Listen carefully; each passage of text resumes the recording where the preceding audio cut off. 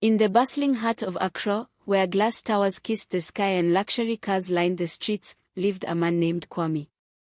Rich, handsome, and heir to a cocoa empire, his smile could stop traffic. But beneath that charming grin lay a tired heart. A heart that had been used, lied to, and loved only for his money. Kwame stared out of his penthouse window and whispered, "What is love, if it only sees your wallet?" One rainy evening, he sat by his dying mother's bedside. Her last words pierced deeper than any dagger, "Find a woman who loves your soul, not your silver." And so, Kwame made a bold decision. He would leave his riches behind, hide his name, and journey to a place where money held no power. A place where love was simple and raw.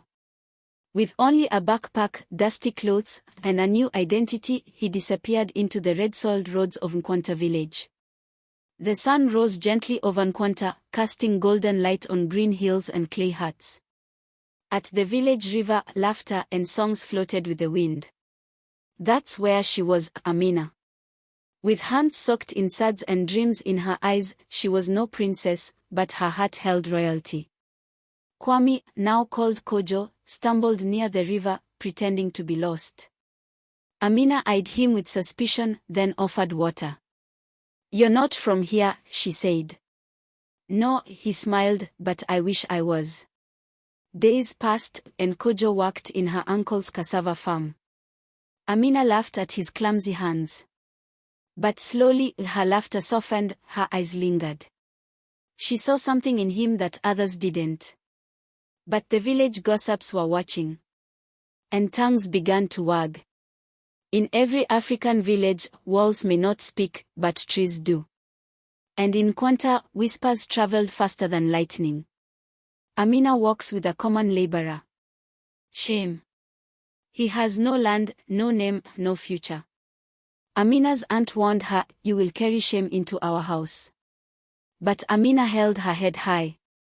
Kojo was kind. He listened. He smiled with his eyes. Wasn't that worth more than coins? That night, her roof was mysteriously repaired. Amina thought the gods were rewarding her kindness. But it was Kojo, secretly using his hidden wealth. In silence, he gave. In silence, she grew closer to him. One morning, a chariot arrived, decorated with gold. From it stepped Owusu, a proud suitor from the city. With rings on every finger and pride in every word, he declared, "Amina shall be mine." He threw coins at the crowd, mocked Kojo, and promised a house in Kumasi. But Amina looked him dead in the eye. "A man is not built from gold," she said, "but from grace." And that night, she threw his diamond bracelet into the fire. Kojo watched in awe. His heart thumped. Could this be the one? The skies darkened. Thunder echoed. Truth was coming. Kojo had gone to the forest edge when his luxury car broke down nearby. The driver, forgetting the plan, rushed over and cried, "Sir Kwame. Your car, it is smoking."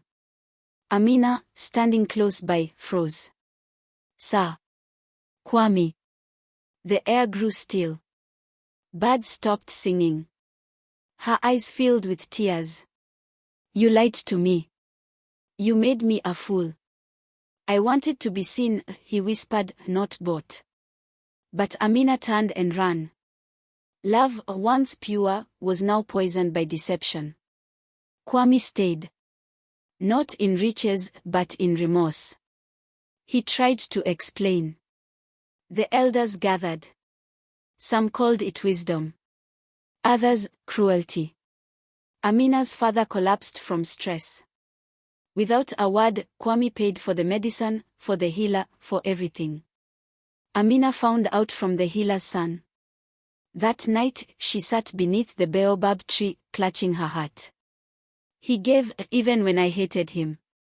And for the first time in weeks, she smiled. Under the open sky, where ancestors watched and drums beat like thunder, the wedding began. Kwame came with no gold, no grand gestures. Just a calabash of palm wine, a simple ring, and a heart laid bare. Amina took his hand. The village cheered. You wore a mask to find a wife. Now wear her love as your crown, the chief said. As the moon rose, they danced. Laughter returned. And the girl at the river became queen of his heart. For in the end, love had found them both. Not in wealth, but in truth.